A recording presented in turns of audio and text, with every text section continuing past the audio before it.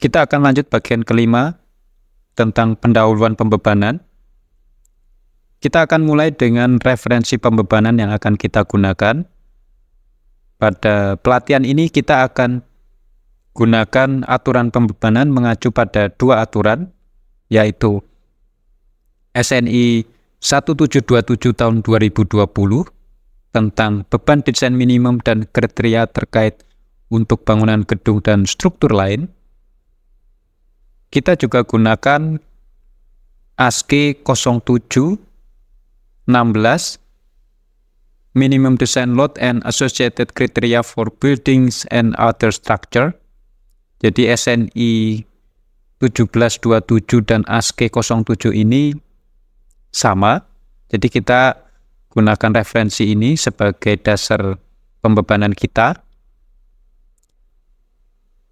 Kemudian kita akan bahas tentang beberapa jenis beban yang akan kita muat dalam SAP 2000. Beberapa jenis beban yang akan kita input antara lain adalah beban hidup, beban mati, beban angin, dan beban gempa. Kita bahas dulu beban mati. Beban mati ini terdiri dari yang pertama adalah beban bahan struktur bangunan sendiri atau sering kita sebut dengan safe weight, yaitu adalah beban struktur seperti kolom, balok, slab, sloof, kuda-kuda atap, dan lain-lain. Kemudian yang kedua ada beban bangunan non-struktural, terdiri dari beban dinding, beban penutup atap, plafon, finishing lantai keramik, dan lain-lain. Acuan nilai berat beban struktur dan non-struktur ini mengacu pada SNI 1727 tahun 2020 tabel C.3.1 strip 1 di halaman 280 sampai 282. Tabelnya bisa rekan-rekan lihat pada slide ini. Nah, untuk lebih detailnya, rekan-rekan bisa buka SNI 1727 tahun 2020 yang saya berikan.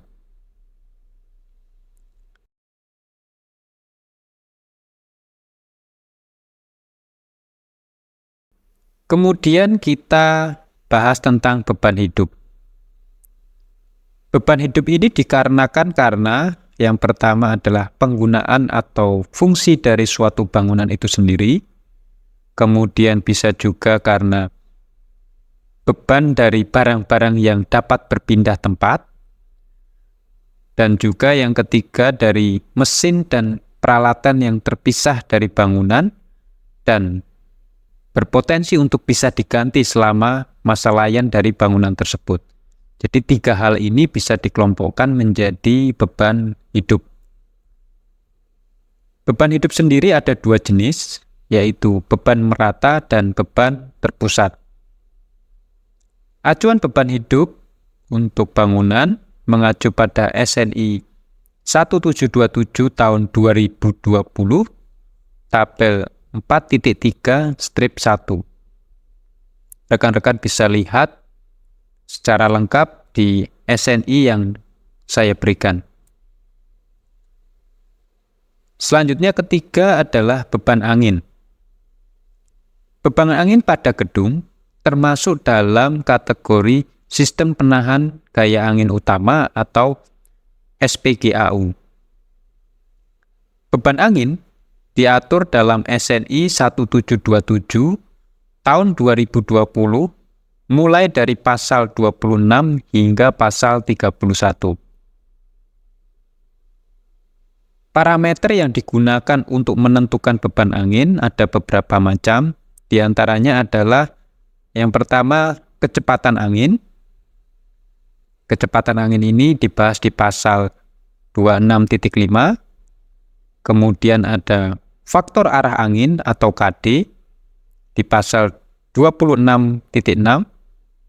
Kemudian yang ketiga exposure di pasal 26.7, keempat faktor topografi atau KZT dibahas di pasal 26.8. Kemudian yang kelima, faktor elevasi permukaan tanah atau KE, ini dibahas di pasal 26.9. Kemudian yang keenam, tekanan kecepatan yang diatur pada pasal 26.10. Ketujuh, faktor pengaruh hembusan angin dibahas di pasal 26.11.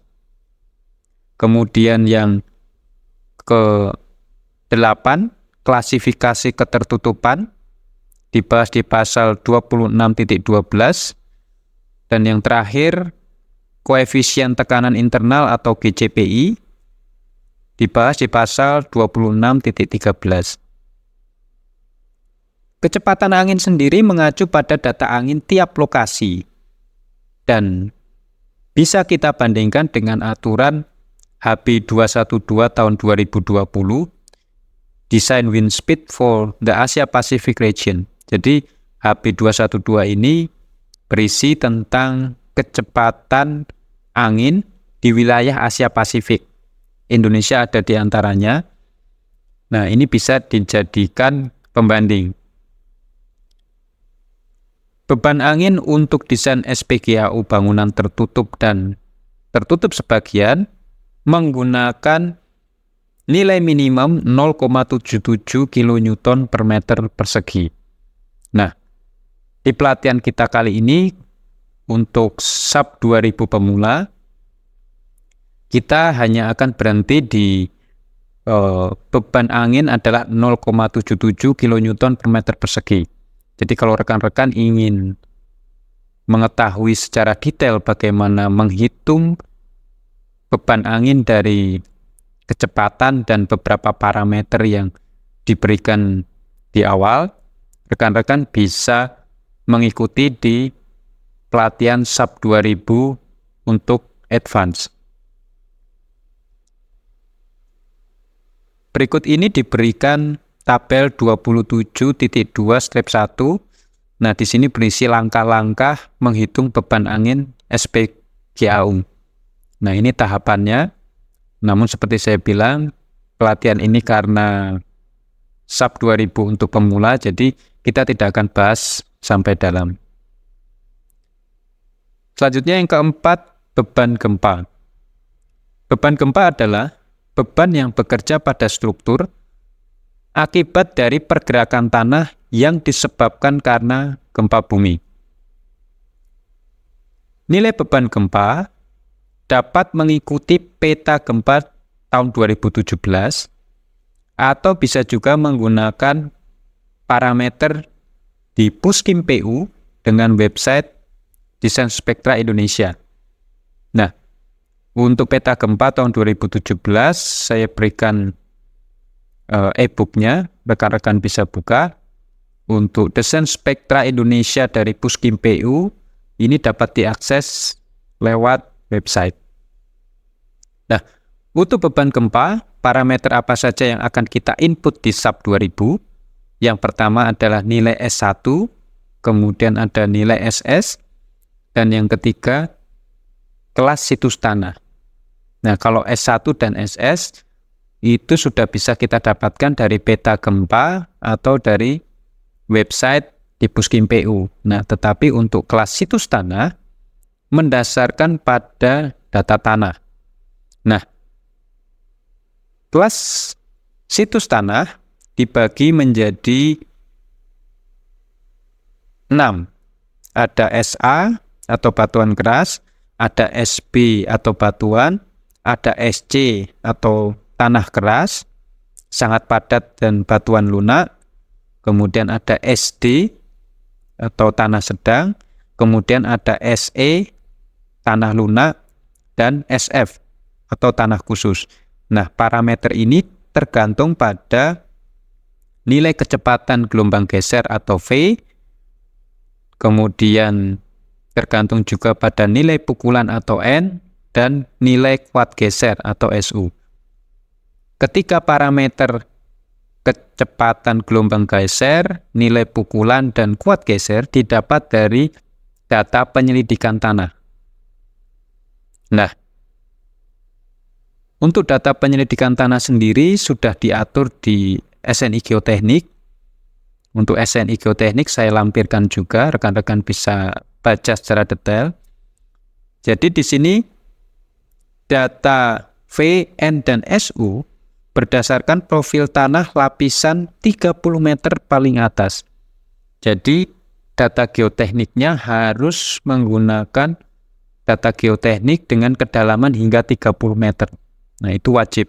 Sehingga didapatkan nilai rata-rata untuk kecepatan gelombang geser, rata-rata nilai pukul, dan rata-rata kuat geser yang akurat. Sehingga kita bisa menentukan klasitus tanah tersebut berada di klasitus tanah yang mana.